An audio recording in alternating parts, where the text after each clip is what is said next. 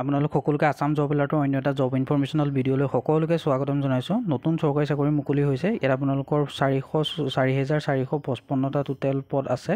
ইয়াত আপোনালোকৰ last date আপোনালোকৰ 21 আগষ্টলৈকে থাকিব। অৰ্হতা বয়স ল'ৰা ছোৱালী সকলোৰে বাবে পদসমূহ আছে। আপোনালোকক আজি ভিডিঅ'টো সবিশেষ আলোচনা কৰিম। আপোনালোকে ভিডিঅ'টো শেষলৈকে চাব।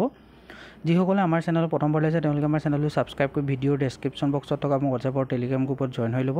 তাত আপোনালোকে লেটেষ্ট আপডেটখিনি পাই থাকিব। লগতে ভিডিঅ'টো লাইক এটা কৰিব আৰু আপোনালোকে কেনে পালে ভিডিঅ'টো জনাবলৈ নাপাহৰিব। বলক আজি আমি দেৰি নকৰি আজি আমাৰ ভিডিঅ'টো আৰম্ভ কৰোঁ।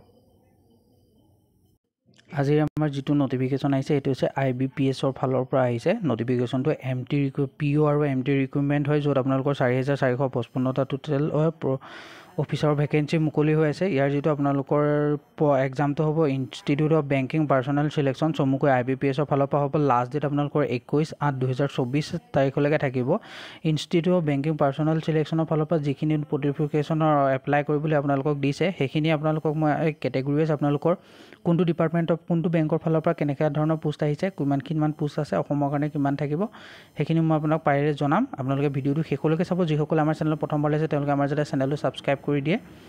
আগতে আপোনালোকৰ প্ৰথম বেংক অফ ইণ্ডিয়াৰ ফালৰ পৰা 224টা পোষ্ট আছে, কানাড়া বেংকৰ ফালৰ পৰা 500 পোষ্ট আছে, চেণ্ট্ৰেল বেংক অফ ইণ্ডিয়াৰ ফালৰ পৰা 2000 পোষ্ট আছে, ইণ্ডিয়ান অবজাৰ্ভাৰ বেংকৰ ফালৰ পৰা 260টা পোষ্ট আছে, পাঞ্জাৱ নেশ্যনেল বেংকৰ ফালৰ পৰা 200 পোষ্ট আছে, পাঞ্জাৱ আৰু ষ্টেট বেংকৰ ফালৰ পৰা 125টা টোটেল পোষ্ট আছে। এজ লিমিট আপোনালোকৰ 20ৰ পৰা 30 বছৰৰ ভিতৰৰ কেণ্ডিডেট পদৰ বাবে আপোনালোকে এপ্লাই কৰিব পাৰিব। এজ ৰিলেক্সেশ্যন থাকিব। ST SC কাৰণে 5 ইয়াৰ্ছ, OBC NCLৰ কাৰণে আপোনালোকৰ থাকিব 3 ইয়াৰ্ছ। PWD কেণ্ডিডেটসকলে 10 বছৰ এজ ৰিলেক্সেশ্যন পাব। এডুকেশ্যন কোৱালিফিকেশ্যনটো আপোনালোকৰ যিকোনো গভ ৰিকগনাইজড ইনষ্টিটিউট নহয়, অৰ্থাৎ আপোনালোকৰ ইউনিভাৰ্চিটিৰ পৰা আপোনালোকৰ গ্ৰেজুৱেট হ'ব লাগিব। তেতিয়া যিকোনো ষ্ট্ৰীম হ'ব পাৰে, আৰ্টছ ছায়েন্স কমাৰ্চ যিকোনো ষ্ট্ৰীমৰ পৰা হ'ব পাৰে। তেতিয়া আপোনালোকে পদৰ বাবে এপ্লাই কৰিব পাৰিব। লগতে আপোনালোকৰ এপ্লিকেশ্যন ফিজ এটা দিব লাগিব, যিটো ST SC আৰু PWD কেণ্ডিডেটসকলে 175 ৰুপিজ এটা এপ্লিকেশ্যন ফিজ হিচাপে পে'মেণ্ট কৰিব লাগিব। আৰু আদাৰ্ছ অৰ্থাৎ যিসকল OBC আৰু জেনেৰেল কেণ্ডিডেট থাকিলে তেওঁলোকে 850 টকা পে'মেণ্ট কৰিব লাগিব। আৰু পে'মেণ্টৰ মুডসমূহ আপোনালোকৰ credit card, internet banking, IBPS কেছ, ক্ৰেডিট কাৰ্ড, মোবাইল ৱালেট আদিৰ থ্ৰুৱেদি কৰিব পাৰিব।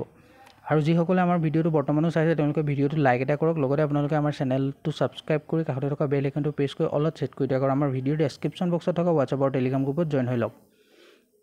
ইয়াৰ বাবে আপোনালোকে ইম্পৰ্টেণ্ট ৱেবলিক ছেকশ্যনত যাব। তাত গৈ অনলাইন এপ্লিকেশ্যন ফৰ্মত নিউ ইউজাৰ হিচাপে কৰিলে আপোনালোকে ৰেজিষ্ট্ৰেশ্যন কৰি ল'ব লাগিব। তাৰপিছত অনলাইন এপ্লিকেশ্যন ফৰ্মখন ফিল আপ কৰিব, পাৰ্চনেল আৰু এডুকেশ্যন ডিটেইলছখিনি দিব। এপ্লিকেশ্যনৰ পে'মেণ্টটো আপোনালোকৰ সকলোৰে বেলেগ বেলেগ হ'ব।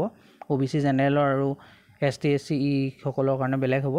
তেওঁলোকে আপোনালোকে পে'মেণ্টটো কৰি পেলাই আপোনালোকে কৰি ল'ব, প্ৰিণ্ট আউটটো উলিয়াই ল'ব, ৰাখি ল'ব যিটো।